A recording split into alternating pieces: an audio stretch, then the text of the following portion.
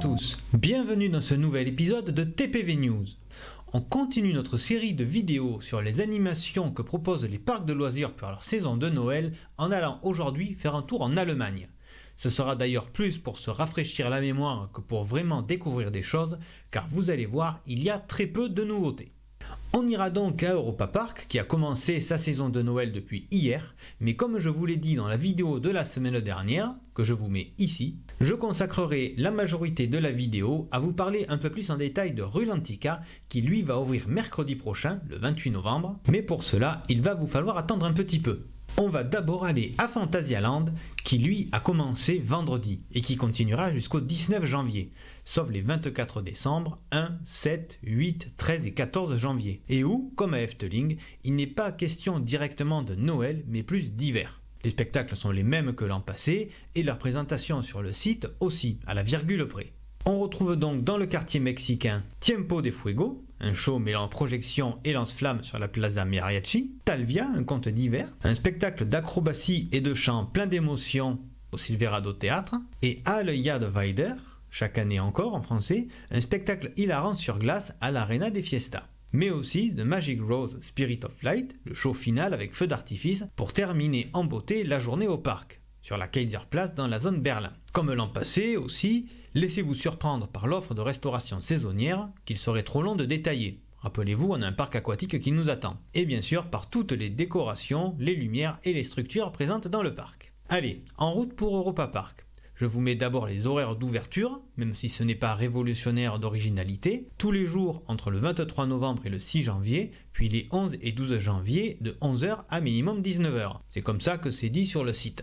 Ça veut aussi dire que selon l'affluence, ils peuvent ouvrir un peu plus longtemps. Là encore, on retrouve les mêmes animations que l'an passé. Nous avons le film 4D Ed et Edda dans une nuit au parc, qui n'est plus spécifique à la saison. Nous trouvons aussi la grande roue Belle Vue, haute de 55 mètres dans le quartier portugais, une patinoire et une zone dédiée au ski de fond dans le quartier scandinave, une école de ski alpin pour les enfants en Suisse. Les deux marchés de Noël sont aussi présents, l'un traditionnel dans le quartier allemand, l'autre médiéval dans la cour du château Balthasar. Pour les spectacles, retour d'abord de revues de cirque, sous la direction de Joseph Bouglione, de la Winter Starlight Parade dans les allées du parc, suivi de l'illumination du sapin qui, si mes souvenirs sont bons, n'avait pas de nom l'an passé. Cette année il en a un, la féerie hivernale d'Ed et Edda. Je ne suis pas sûr que la trame narrative soit exactement la même, mais en tout cas ça semble être au même endroit. Et retour du show de mapping sur l'Eurosat Cancan Coaster. Il y a deux nouveautés cependant, un nouveau spectacle Snow Christmas Illusions au Globe Theatre dans le quartier anglais, dans l'esprit comédie musicale avec 3 solistes, des danseurs et un magicien, et un nouveau thème pour l'exposition de sculptures de glace. Cette année, c'est sur Piraten in Batavia, l'attraction qui avait été endommagée après un incendie et qui réouvrira l'an prochain, rénovée et améliorée. Il est donc normal qu'elle soit le thème cette année. Voilà ce qu'on pouvait dire sur les saisons de Noël, ou plutôt d'hiver, dans ces deux parcs. Passons maintenant au gros de la vidéo, le parc aquatique. Je vais synthétiser au mieux toutes les infos qu'on a et je vous épargnerai toute la chronologie sur le chantier. Je vous dis juste qu'il a été annoncé en 2014 et qu'on a eu son nom définitif en 2017. Ça vous donne une idée. Pour ceux qui découvrent l'existence prochaine de ce parc, je vous le dis. Pour les autres, je vous le rappelle, il n'est pas situé à proximité immédiate d'Europa Park. En effet, si sur la carte du resort il semble directement relié, ou du moins pas loin du tout, si on regarde sur un vrai plan, on voit qu'en fait il faut contourner une zone habitée. En plus, l'accès à pied n'est pas possible, il faut obligatoirement prendre une navette si on réside dans un hôtel ou venir en voiture. Toujours d'un point de vue pratique, l'accès est limité en termes de capacité. Pour un parc indoor, ce n'est pas surprenant. Donc il est bien plus prudent de prendre ses billets à l'avance. Vous pouvez les prendre au guichet le jour même, si ça vous dit, mais vous vous exposez d'abord à un potentiel refus, que le parc soit plein, et un supplément de 4 € s'il reste des places, donc autant être prévoyant. Puisqu'on parle de prix d'entrée, au passage il en existe de deux sortes, journée ou soirée à partir de 17h, on va élargir le sujet avec tout ce qui touche aux dépenses dans le parc. Il est mis en place un système de paiement par bracelet pour éviter d'avoir à trimballer sa carte bancaire ou sa monnaie avec soi. Une fois pénétré dans le parc, un bracelet sera remis à chaque visiteur de plus de 4 ans. Toutes les dépenses seront comptabilisées au fur et à mesure et lors du départ, le montant des achats devra être réglé. Bon, allez, pour découvrir les différentes zones thématiques, le mieux est encore de prendre le texte que l'on trouve sur le site internet dédié. Il est clair, plutôt concis, et donne à la fois des détails sur les attractions et sur la storyline voulue. On le mettra en parallèle avec le plan officiel disponible lui aussi sur le site. Skipstrand, aventure en vue pour les petits loups de mer.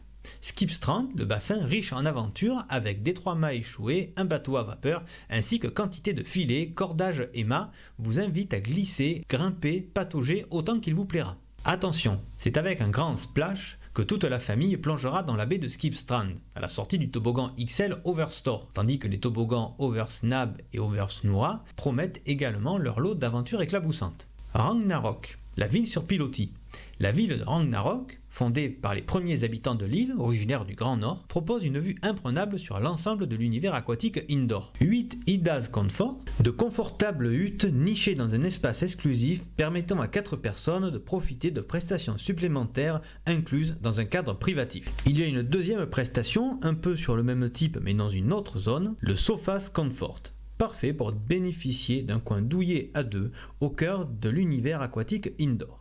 Pour info, ces deux types d'emplacements sont disponibles après paiement d'un bon supplément même, mais c'est le prix de la tranquillité. Le pack Ida Comfort est composé du billet journée pour Rulantica pour une personne à partir de 12 ans, valeur 38,50 €, et de la cabane elle-même, valeur 290 €. Pour ce prix-là, les prestations incluses sont havre de paix très confortable avec rideaux latéraux, mobilier confortable pour 4 personnes, table ou rangement, boisson de bienvenue au Scalba, serviette de location, réfrigérateur avec 4 bouteilles d'eau minérale de 2 ml chacune, coffre-fort pour vos objets de valeur, service de restauration personnelle. Le pack Sofa Comfort, lui, se compose d'un billet journée pour Rulantica pour une personne à partir de 12 ans, valeur 38,50 €, et d'un canapé sous abri, le sofa, valeur 40 €. Nous avons donc des packs respectivement à 328,50 € et 78,50 €, ce à quoi il faut ajouter le billet d'entrée pour les autres personnes qui partageront l'emplacement. C'est assez logique, mais c'est toujours bon de le dire.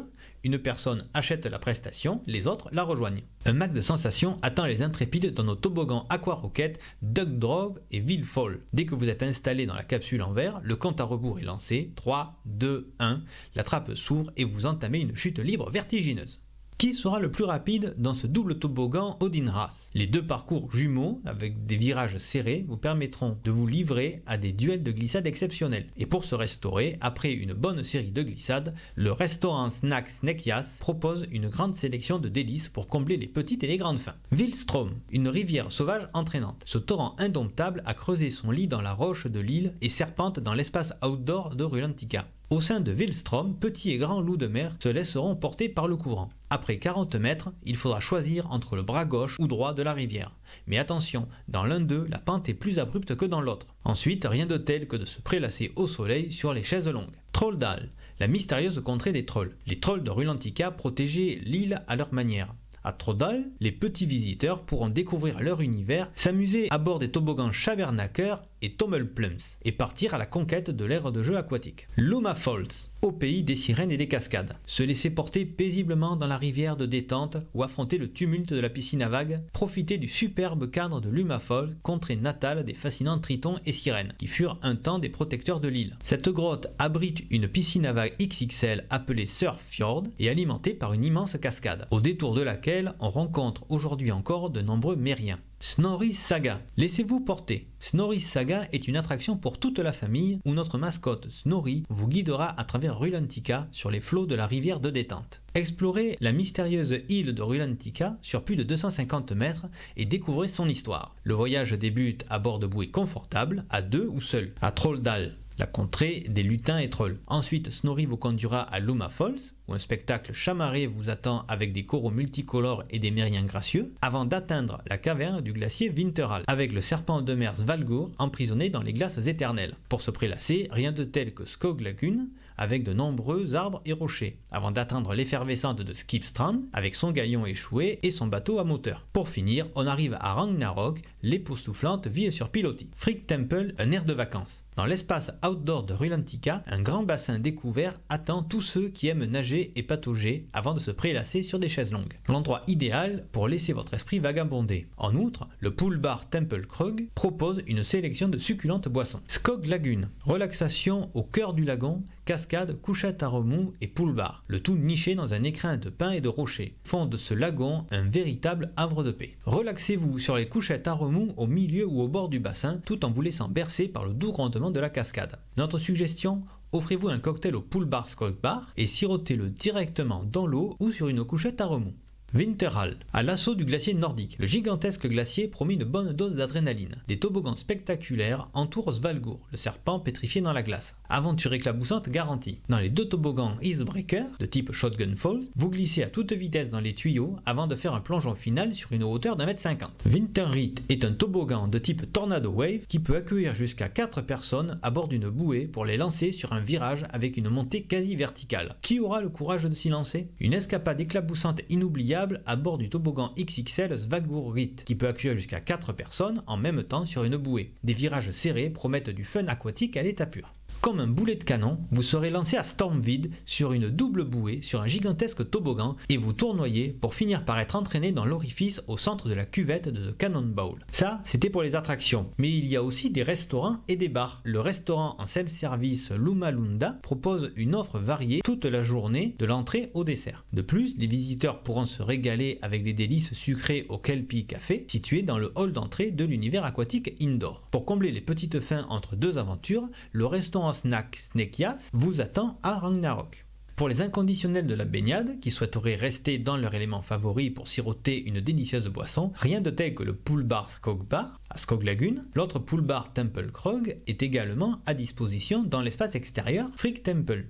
Le restaurant Skull Bar à Ragnarok propose des boissons fraîches en exclusivité pour tous les locataires des Hidas. En outre, 3 boutiques vous permettront de faire vos emplettes, de renouveler votre équipement de baignade ou de ramener un petit souvenir de Rulantica à vos proches. Snorri's Grotto se trouve directement au sein de l'univers aquatique indoor, tandis que les 2 autres boutiques se trouveront respectivement au rez-de-chaussée et à l'étage du hall d'entrée. La FAQ relative à ce parc le dit bien. Rulantica est sur le territoire d'Europa Park, mais ce sont bel et bien 2 entités différentes. 2 entités qui communiquent quand même un peu, sinon ils n'auraient pas joué un show sur le thème de cette île légendaire l'an passé, et ils n'auraient pas mis l'attraction Snorri to Run dans les sous-sols du quartier scandinave. Après, les 2 entités ne communiquent pas assez pour qu'il y ait des billets combinés ou des prix pour les résidents des hôtels. Les 2 seules réductions qui leur sont proposées sont la gratuité du casier, qui si on le payait serait à 1 €, je vous dis pas l'économie, et la gratuité du parking, mais encore une fois, il y a une navette, donc autant en profiter, à moins de résider directement à l'hôtel Kronassar, dont je vous avais déjà parlé à son ouverture. Dans ce cas-là, c'est encore plus simple, il y a une passerelle piétonne qui mène directement à Rulantica.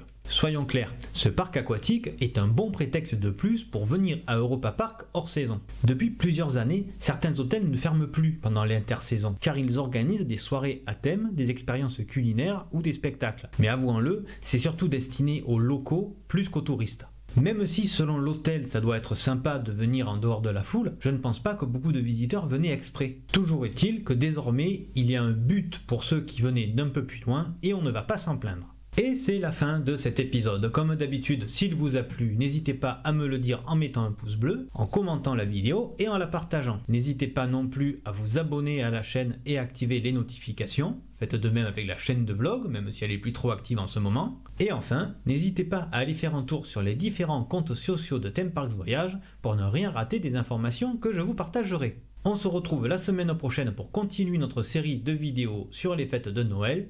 Merci pour votre écoute et à très bientôt.